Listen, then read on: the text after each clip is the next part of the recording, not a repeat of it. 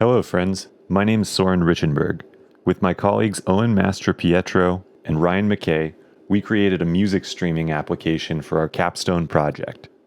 The purpose of our project is to build a music player that can use audio files located on a remote server for playback in the user's internet browser. We have designed our own client application, API server, and database for the project. The core concept of streaming is the transfer of a file from one location to another in small pieces, sometimes called chunks. This enables the user to play an audio file in real time without the need to download the entire file ahead of time.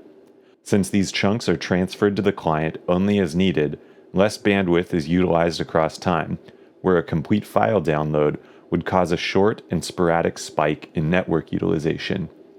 Our application consists of three major components: a client application made with React that provides an interface for the user to navigate their music library and control playback, a database made with MySQL for organizing and storing audio files in their metadata, and a REST API made with Express and Koa to handle requests from the client application that will query the database in order to serve metadata, images, or audio streams to the user.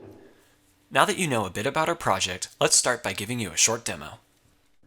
Welcome to a quick demonstration of our user interface, which is built with JavaScript, utilizing React to efficiently render various components that make up the responsive appearance of our front end.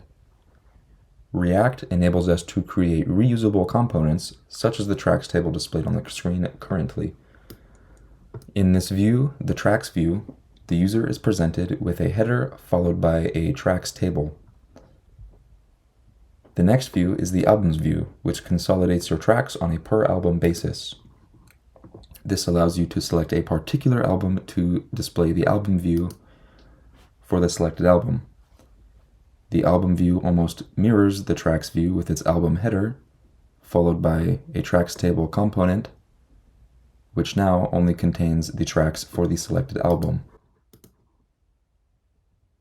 The last two main views are for the artist's view, a grid of artist tiles just like that of the albums view, and upon selecting an artist, instead of a tracks table, we can see a grid of albums the user has for the selected artist. As before, we can select the album tile to display the album view. Alright, now that we've given you a short demo, let's take a look at how all of this works. So our journey begins with the app making a call to the API to get one big metadata object from the database. This object is organized by artists, where each artist has their own collection of albums, and each album has their own collection of tracks. To do this, the API makes multiple SQL queries to get all of the needed data from the database, and does a bunch of processing to get it into this structure. And when it's all finished, it gets sent back to the app to be used. Now that we have all this metadata, the UI can begin displaying this data to the user in its various views. Let's start by going to the Artists page. When you go here, it loads in the information about all the artists from the metadata object and displays a clickable button for each of them. Each of these buttons also makes a call to the API to get their respective artist photos. When we click on one of these artists, we are taken to their corresponding artist page. Here we go back into the same metadata object to grab and display all of the albums by that artist. Likewise, the API gets called again, this time to get all of the cover art. And finally, we click on one of the artist's albums, and we are taken to the appropriate album view. All the tracks you see here are loaded in from that same metadata object. First by looking up the artist, then by looking up their album, and then grabbing all the track info. Now, we are about ready to listen to some music.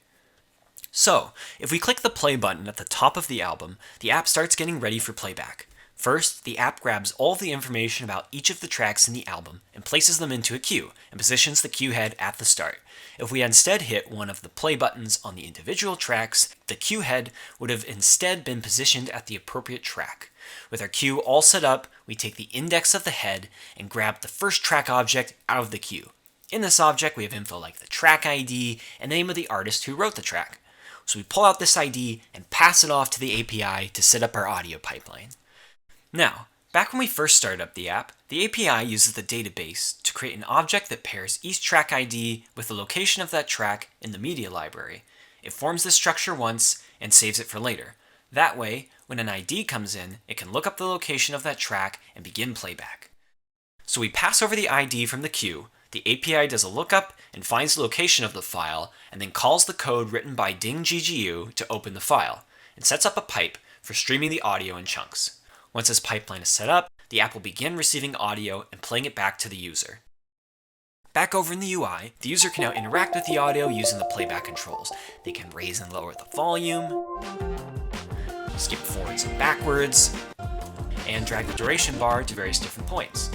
If we hit the skip forward button, or the track finishes on its own, the queue head will be updated to the next track in the queue, and a fresh call will be made to the API with the ID of the new track to be played. When we finish listening to this album, we can go find another one to listen to in our albums view. If we click play here, a new queue will be created, the head repositioned, and a new call for audio is made. So what comes next for our music streaming application? Currently, our application uses an Express API to serve audio to our users. However, the application is primarily built using the Koa framework, so our top priority would be deprecating the Express API and serving the audio to our users via Koa. Additionally, we would like to provide users with more tools for manipulating the play queue, creating custom playlists, uploading audio files, and searching through their library. Overall, we are thrilled with the progress we've made on our music streaming application, and we're excited to continue improving and expanding its features. This brings us to an end of our presentation. Thank you for joining us, and please feel free to provide feedback on this project.